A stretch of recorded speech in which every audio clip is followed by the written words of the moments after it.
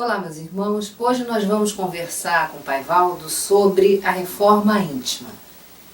Allan Kardec fala o seguinte: reconhece-se o verdadeiro espírita por sua transformação moral e pelos esforços que faz para dominar suas más tendências. Pai Valdo, o que Kardec quis dizer com isso? Meus irmãos, paz e alegria para todos que estão nesse momento me escutando. Veja bem, mãe Soraya, Kardec, ele se colocou sempre diante da codificação, não como um fundador de religião, né? Em momento algum. Ao contrário, ele diz precisamente que ele apenas codificou os ensinamentos que os espíritos trouxeram para que houvesse um novo arranque, vamos dizer assim, um avanço na evolução moral da humanidade. Tanto que sabemos e dizemos que a codificação kardeciana, os ensinamentos dos espíritos, não é propriedade de ninguém, porque não houve uma religião criada por Allan Kardec, como não houve uma religião criada por Jesus, né? O Evangelho, a Sagrada Escritura, ela é de cunho universal. Isso, perdoe, vou aproveitar até para colocar, é muito triste ouvir ignorantemente, precisamente, pessoas assim dizerem: Bíblia não tem nada a ver com o Espiritismo, né? Tem nada a ver Bíblia com a Umbanda. Isso é de uma ignorância a todo clima. Porque, primeiro, com o Espiritismo tem. O próprio Allan Kardec vai buscar na Bíblia os ensinamentos primordiais, essenciais. O que a codificação faz? Ilumina os ensinamentos bíblicos. Ora, vista que os evangelhos, as epístolas paulinas, né? O Apocalipse, tão falado, tão anunciado, tão refletido por Allan Kardec, como pelos espíritos na codificação, são livros que pertencem à Bíblia. Então, desassociar os evangelhos, as epístolas da Bíblia é uma loucura, porque o Antigo Testamento vai simplesmente ser um espelho que vai refletir o anúncio do Novo Testamento. Você não vai entender o Novo Testamento se você não tiver um entendimento do Antigo. Tá? Mas, infelizmente, né, a gente tem que conviver com determinadas situações e maneiras de pensar que se confrontam e criam essa grande Babel, esse grande problema que o Espiritismo, para no seu geral, né, se tornou.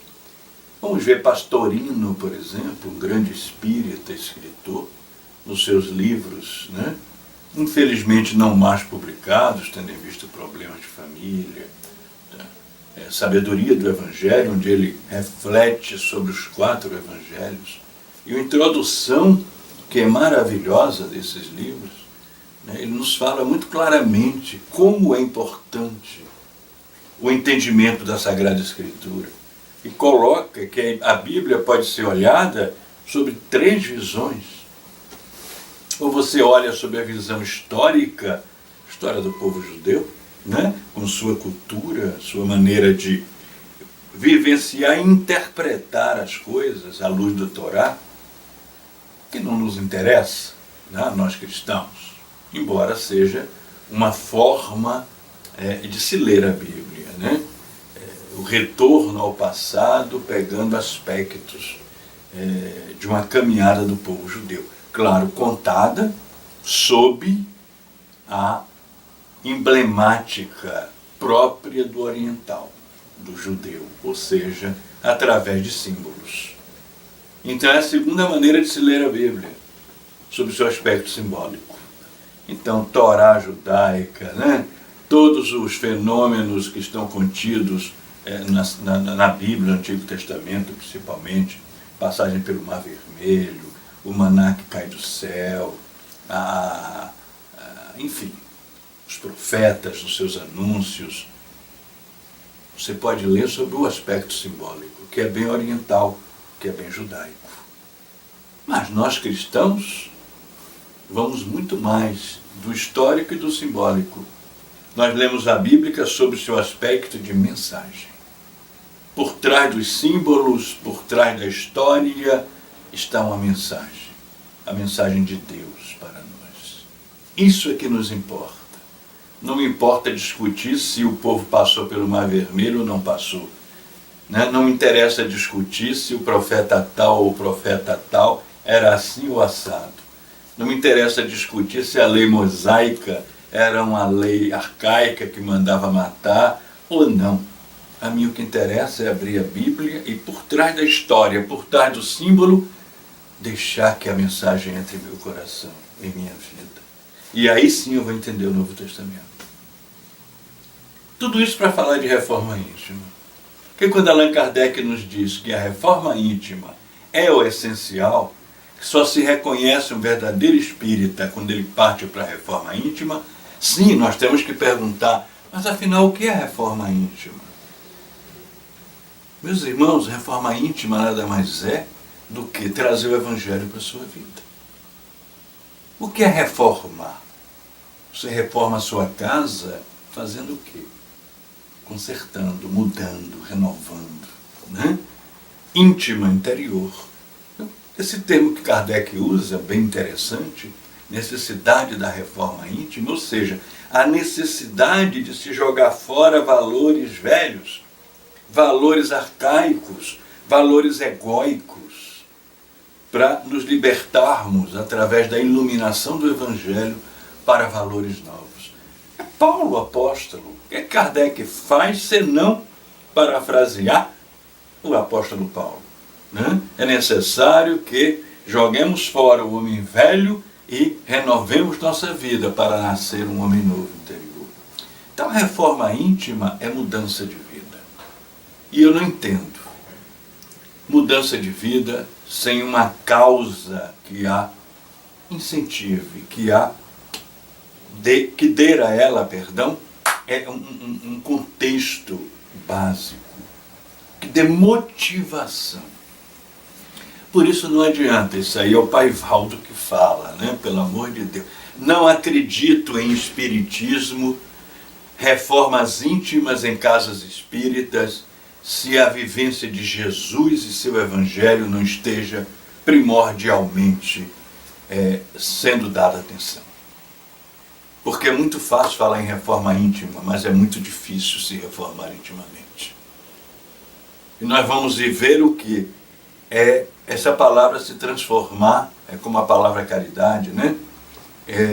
Nos ambientes espíritas, eu posso falar porque eu também sou espírita, nos ambientes espíritas, um jargão vazio, mas pronunciado e pronunciado e pronunciado e pronunciado, mas é a vivência. E a vivência. Vamos ver esses mesmos agrupamentos se degladiando, né? Brigando por poderes, a vaidade, né? A idolatria de guias e médiuns. Tudo aquilo que, de acordo com Kardec, não é espiritismo. O verdadeiro espírita é aquele que trabalha pela sua reforma íntima. Reforma íntima significa evangelizar-se. Haja vista o Evangelho segundo o Espiritismo, escrito por Allan Kardec, que não é o Evangelho de Jesus. É o Evangelho de Jesus trazido à pauta para uma reflexão à luz da doutrina dos Espíritos por Allan Kardec. Muitas pessoas, né, vivem nesse engano de uma religião dogmática, quando o Espiritismo não é dogmatista. Né? E é porque Kardec falou, Kardec não falou. O Evangelho nosso é o Evangelho segundo o Espiritismo. Olha, meu Deus, o Evangelho segundo o Espiritismo não é outro senão o Evangelho de Jesus, o Evangelho que está na Bíblia. Os que verdadeiramente leram, porque muitos falam muito, mas leram nada, né? Vão ver que no Evangelho segundo o Espiritismo ele é o quê? Kardec traz um texto da Bíblia, do Evangelho, ele coloca lá para João, tal, Mateus, e aí ele faz uma reflexão sobre aquele texto, apoiado no ensino dos Espíritos. Então, o Evangelho segundo o Espiritismo é apenas e tão somente um livro de reflexão sobre determinados temas evangélicos. Como vamos encontrar isso em Emmanuel, uma série de livros de Emmanuel, Vinha de Luz, né? Pão Nosso, vamos encontrar em Joana de Ângeles, vamos encontrar... Porque todos os verdadeiros espíritos, codificadores, mantenedores da codificação, impulsionadores da codificação espírita, nos falam continuamente, sem Jesus nada. Então, reformar-se intimamente, encontrar a pessoa de Jesus Cristo na sua vida. Aquele que diz, eu sou o caminho, a verdade e a vida. Ninguém vai ao Pai, senão por mim. Eu não posso abolir Jesus e ficar com o Evangelho. Aquele que nos diz, eu sou a luz do mundo, quem me segue não vive nas trevas. Aquele que nos diz, eu sou a ressurreição e a vida. Aquele que crê em mim, mesmo que esteja morto, viverá. Vinde a mim, todos vós cansados, sobrecarregados, e eu vos aliviarei. Veja bem que ele não diz, o meu evangelho vos aliviarei. Eu. Porque não há dissociação entre o evangelho e ele. E eu só vou conseguir vivenciar o evangelho, que é a lei do amor por excelência, não da caridade vazia de boca, mas a caridade interior, que se inicia pelo amor íntimo, incondicional, por Deus, através do avatar divino que é Jesus Cristo. Quando eu tenho esse amor por Ele, Ele me conduz ao Pai. Ele me conduz à felicidade e à vida. Ele favorece a minha transformação interior, a minha reforma íntima. Por isso eu completo o que você disse aí, mãe Soraya, com as palavras de Kardec, quando ele diz, o verdadeiro espírita não é aquele que crê na manifestação dos espíritos, mas aquele que utiliza os ensinos dos espíritos para se reformar intimamente, portanto, para se evangelizar. Então, a reforma íntima, seja no espiritismo kardecista, seja na Umbanda espírita cristã, seja em qualquer religião espiritualista cristã, não é outra coisa, senão um encontro de amor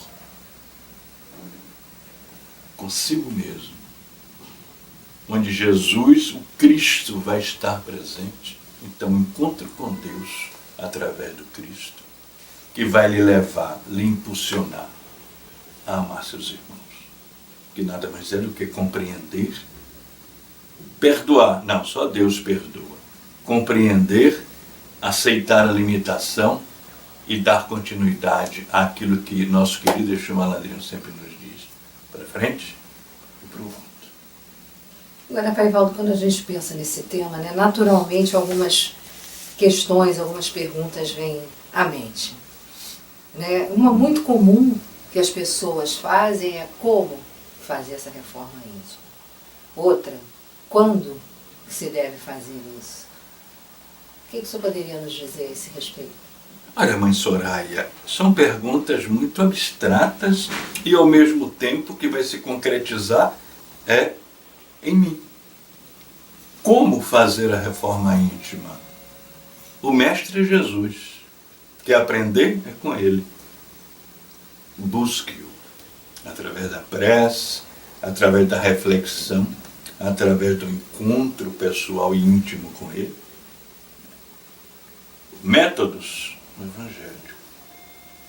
E o Evangelho vai sintetizar todo o ensinamento da Boa Nova, da reforma interior, em que, mestre, qual é o maior mandamento? O mandamento maior é este: ame a teu Deus acima de todas as coisas. Portanto, o primeiro mandamento não é ame teu próximo, não. É ame a teu Deus acima de todas as coisas. Porque Ele é a fonte nossa. Ele é a fonte da nossa felicidade, minha, sua, de toda a humanidade. Nós todos juntos estamos caminhando de volta para essa fonte de amor, de luz. Santo Agostinho diz isso bem claro, né, nas confissões. Senhor, nós saímos de Ti e nosso coração só terá paz e repouso quando retornarmos a Ti. Por isso Jesus deixa claro, o primeiro mandamento é esse: ama teu Deus com todas as tuas forças, todo o teu entendimento, com tudo que tens. O segundo, semelhante a esse: ame a teu próximo como a si mesmo. Então, o que é a reforma íntima? O Dr. Alírio Cerqueira, no seu livro Psicoterapia à Luz do Evangelho de Jesus Cristo, ele deixa isso claro, bonito, de uma forma muito bonita. O amor é a essência. E o amor não é fuga da minha responsabilidade. Amor não é preenchimento de minhas carências. Amor é uma vivência concreta, que nasce dentro de mim, como Jesus diz: daquele que beber a água viva que eu der, vai jorrar uma fonte de água para a vida eterna. Nasce de dentro de nós. E nasce como? Primeiro, auto-amor, se ama. Eu sempre gosto de falar isso para as pessoas. Jesus disse o quê? Ame a Deus acima de tudo, ame a teu próximo e ame a ti mesmo. Teu próximo como a ti mesmo. Não mais que a ti mesmo. Porque ninguém pode amar ninguém se não se amar. Então, vamos evoluir de baixo para cima. Ame a ti mesmo. Autoestima. Conhecimento de você. O que é que já os antigos já ensinavam, Sócrates na Grécia? Homem, conhece-te a ti mesmo. Mas conhecer a você mesmo é você se amar. E se amar é você se aceitar, se auto-perdoar, se auto-querer, aceitar você como você é, sabendo que Deus te ama e te quer do jeito que você é. Não que a sociedade queira, não que A, B ou C ache. Deus te ama como você é. Você é um ser eterno. E você tem que se amar, amar seus valores. Não trocar humildade por umidade. Humildade é reconhecimento da verdade. E ser verdadeiro consigo mesmo. Humildade são as pessoas que são orgulhosas e mascaram isso com aquele: eu não, coitadinho de mim, eu não sou, eu estou. Isso é humildade. A verdadeira humildade é silenciosa, né? A verdadeira humildade é o reconhecimento daquilo que eu sou. Mas eu sou filho de Deus, amado por Deus. Eu sou gente, né? Como dizia o outro, eu sou gente. Eu sou alguém. E eu sou capaz. Eu estou vivo, sou um ser vivo.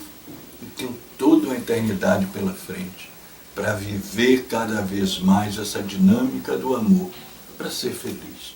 Então eu tenho que me auto-amar, desmascarar-me, tirar as máscaras, né? Combater o meu ego, né? O meu ego para o que o meu eu espiritual possa surgir. Olha o homem velho sendo... E a reforma íntima, né? Trabalhar a reforma íntima é auto-amor. Para quê? Para que com isso eu possa olhar meu irmão, o outro, com outros olhos. Não com os olhos mascarados, mas com os olhos límpidos, como Deus olha. Deus ama cada um do jeito que é, porque Ele acredita e sabe que cada um tem todas as possibilidades de ser feliz e crescer. E um dia vai. Então olhar o outro com o olhar de Deus é olhar, como diz Buda, com o olhar de compaixão. Não de pena, de compaixão. De quem acredita, né? De quem partilha do amor de Deus. Senão não vale a pena evangelizar. Se eu não acredito na possibilidade do outro crescer, só eu, para que eu vou ser um apóstolo de Jesus? Para que eu vou ser um evangelizador? Eu sou evangelizador porque eu acredito que o outro pode também trabalhar seu amor por si mesmo, se reformar, para crescer. Então, isso é amor ao próximo, né? Compaixão. Para assim podermos amar a Deus, entender Deus, estar inserido na vida de Deus. São João diz muito claro na sua epístola, né? Como eu posso dizer que amo a Deus que não vejo, se eu não amo o meu irmão que vejo? Mentiroso, hipócrita. Ama primeiro o teu irmão que você vê, para poder dizer que ama a Deus que não vê. Reforma íntima é isso, gente. É simples, como simples é o Evangelho. Amar. Amar Jesus. É preciso amar Jesus? É. Porque Ele vai ser a motivação. Ele vai ser a proposta. Ele vai ser o pastor. Eu sou o bom pastor. Aquele que vai lhe dar a mão por amor. Aquele que vai mostrar suas chagas. Sim, foi por você. Eu dei minha vida por amor a você. Para que você dê a sua vida por amor de Deus. Eu completo na minha carne o que faltou à paixão de Cristo, diz Paulo. É a minha reforma íntima. É o meu sim. É o meu abraçar o sacrifício amoroso de Cristo na cruz. Então, meus irmãos, reforma íntima é isso. É viver a dinâmica do amor. Estamos caminhando, cada um do seu jeito, tropeçando, a gente cai, levanta. Como diz aquele ditado tão lindo, né? O problema não é cair. Cair faz parte de quem caminha e quer crescer. Não tenhamos medo da queda. Tenhamos medo da inércia de permanecermos caídos. Porque Jesus está com a mão estendida para nos levantar. Para aquele que ama, confia e, através da fé, trabalha a sua reforma íntima, que é a vivência do amor. Pai Valdo, muito obrigada mais uma vez pelos seus preciosos esclarecimentos, por essas orientações que são tão fundamentais e importantes na nossa formação, especialmente na nossa formação enquanto sacerdotes de Umbanda. Meus irmãos, não percam a próxima entrevista, que será sobre o tema O que é a prece. Até lá, paz e alegria. Paz e alegria a todos, que Jesus nos abençoe com esse amor infinito que Ele tem por nós, suscitando a nossa resposta também de amor a Ele, que vai fazer com que nos amemos nosso irmão e nos integremos no amor divino. Graças a Deus.